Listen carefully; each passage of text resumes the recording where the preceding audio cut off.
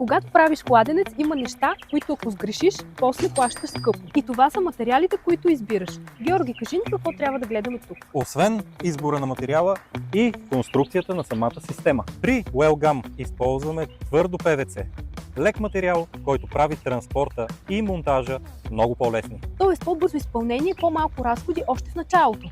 Точно така, а самият материал не корозира и е устойчив на биологични и химични влияния. Добре, но как клиент може да е сигурен в това, което казваме и да разчита на системата във времето? Продуктите ни са сертифицирани по ISO и отговарят на редица европейски стандарти. Искаш да кажеш, че говорим за проверено качество, а не просто за ПВЦ тръби. Да, това е система, на която може да се разчита. Подходяща е за изграждане, оборудване и поддръжка на различни видове сондажи и кладенци, от фамилни къщи до земеделски и стопански обекти. Правилният избор в началото спестява много проблеми след това.